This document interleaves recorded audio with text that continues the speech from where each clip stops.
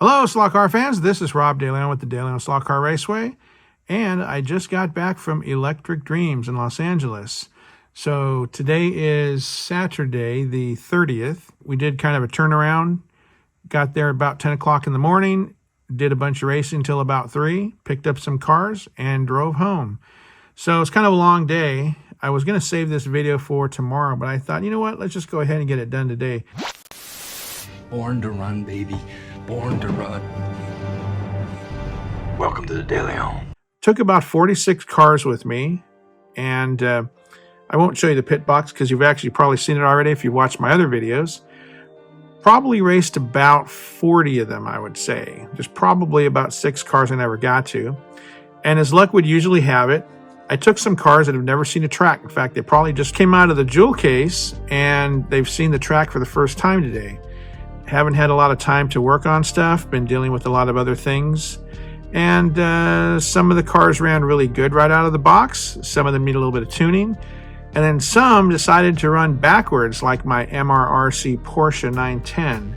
So just a real quick refitting of the wires in the guide, and then we were off to the races. So anyway, I thought I would make a little quick video here to show you some of the cars that I picked up today. And maybe I'll have another video with some more runtime. Of course, everybody's already seen the track at Electric Dreams. It's a really fun track to run. And today was a pretty good day. A lot of the usual cast that we've seen, very nice people we've met. A couple of kids that seemed to embarrass Joe because they were really driving really well. And he was telling me, he says, man, I can't keep up with these 2 kids. So anyway, let's get started. I'm going to go ahead and put the first car on the turntable. As usual, what happens when I go to Electric Dreams, I go into the cases that they have the cars in, and I start thinking about the cars that I would like to add to my collection. A lot of times, the cars that are in there are not for sale. Either they're not in the system yet, or they are the last one of the entire run, which that car usually gets taken to the museum, and it's not for sale. So there was a couple of cars I had to make a couple of, I would say, compromises in because I couldn't buy the one that I wanted, but that's okay. Still got a nice looking car. Maybe the livery's not exactly what I wanted, but you know, you work with what you can get. So anyway, let's start off with this one here, and I'll put this one on the turntable. So this one here is the Lotus 79 driven by Mario Andretti. This is the Martini and Rossi livery with a very dark green. It's kind of an interesting color. I haven't seen this color being done on a Formula One car yet. I've been looking at this car in some of the websites, and I thought, you know, that would be a nice little addition to my Formula One collection. I'm really having a lot of fun with some of my less expensive Formula Ones, the Scalextric, especially that Williams. I'll show you which one I'm talking about. A lot of the Formula Ones that I own are from companies like Scalextric, NSR. I have a couple from Polycar, but this one right here is one of my fastest cars. It just runs really smooth out of the box. I really enjoy driving this car. Very plain car, nothing really to it. This one just runs super smooth. It really holds the track really well. And so I figured if this one's a really good one and it's made by Scalextric, then I should have the same issue with this one. Now, it's not always the case. So I've been having some issues with this car right here. I've had to pull it apart a few times. And the issue is that there's not a lot of room under the nose here to run the wires from the guide. Because of that, they get jammed up underneath this body. And what happens is when the car comes around the corner and the guide gets stuck, pops the car out of the slot. And I've been dealing with this car ever since I got it. So I'm still working on it, but this is an example of just because one car is really good from one manufacturer doesn't mean they all are. They're kind of all separate in their quality and sometimes in their design. So anyway, back to our Martini and Rossi. This car has a really good look to it. I haven't run it on the track yet. I have no idea what it does. One thing I noticed, and I don't know how this is going to work, but you see how far the guide is back here, and you can see in these examples here how much further that guide is back. I don't know how that's going to affect the car's handling. Maybe it'll turn out for the better, maybe for the worse, I don't know. But I do like the way the car looks. It's got a lot of nice detail to it. I still really wish that cars would come with those magnetic noses that basically pop off when you hit the wall, because a lot of times you do hit the walls with these. The last thing you want is that nose to snap. So the next car I wanted to talk about is this one here.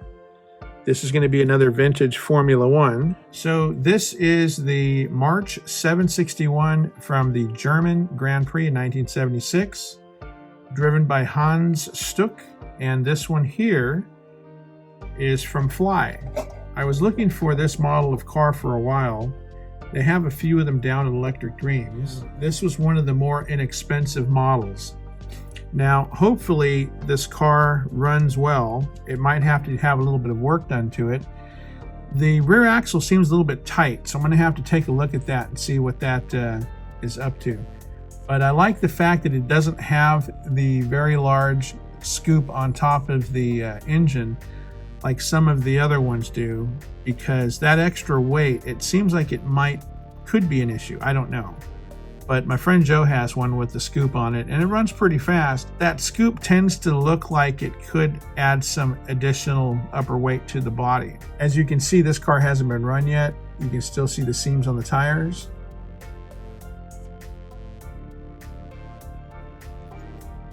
But it's a beautiful looking car. I like the little extra added detail on the nose. You've got some brake ducting, and by the way, I didn't realize this. Let me pull out a little bit. I didn't realize when I bought it, but this is one of those Flies with the steerable front axle. See that? I have another Fly that's like that. It's a cool effect, although I can't say for sure if it really helps the drivability of the car. It's a very, very delicate little structure they have there, so you want to be very careful about pulling that steering too far. I've seen the little steering mechanism snap, and then you'll have tires that are going to point one way, and you'll end up having to glue them centered so the car still runs. I do like the low profile of this car. It just seems very, very low to me. So let's move on, see what else we have here. I remember back in the day, my dad took me to a concours show on a beach. I don't remember exactly which show it was, but I remember seeing my first look at one of these. This car here is the Renault 5 Turbo Rally Tour de Course 1986, and this is by Fly. The Electric Dreams probably has 5 or 6 different liveries of this car. And the one that I really wanted, I don't think they were able to sell. I think it was maybe one of the last ones in their collection. And so once they have the last car there, they keep it on display, but they usually remove them eventually and take them to the museum. So this was my second choice. The first one I liked, I think it was a Rothmans livery. And there was a couple of other ones. There was a marble livery that they have as well. That one's kind of expensive. And so this one is about half the price of that. And I do like the look. Those widened fenders are just so iconic. And I know there's a new one that Travis from That Slot Car Guy was talking about. They had a brown one that just appeared from their collection. And so I kind of like this color here. So I decided to go with this one. I also like the wheel selection on this one because they have all different kinds of versions of this car. This is my first Renault Turbo, and I absolutely love it. I love the way this car looks. And I kind of like cars that look like this, similar to these little tiny rear hatch coupes, these little European coupes, like cars like the Rabbit, cars like the Fiat, and this one here. That's just a nice looking car. Let's go ahead and show you the last vehicle I purchased, and I think I've saved the best for the last. And this one kind of surprised me today. Now, we've all had some of these vehicles on pre-order from Carrera, but this one here is new from Carrera as well. And this is the Type 2 VW bus bay window. And if you're a VW collector like me, and you can see all kinds of little VWs back here, this here is a vehicle that is very popular in the VW community. They used to not be as popular as the 1967 and earlier split window bus, but since those got out of range for most people's budgets, you're talking a vehicle that's selling for over $100,000 restored. This one here, which would be a 1968 and newer, has been sort of the go-to VW. And this one here is kind of it's in its own right, it's basically become a lot more popular because of that. Some of these came with what they called tin tops, and this one might be a tin top. And I can't wait to put this on the track. Now, there's a couple of interesting things about the body from this one here that I really haven't gotten into. But as you can see here, to keep the weight down, they've got this larger plastic section here that probably houses your motor and your chip and everything else there. And the weight seems to be down pretty far. So that might handle a lot better than some of the other buses that I have from Scalextric.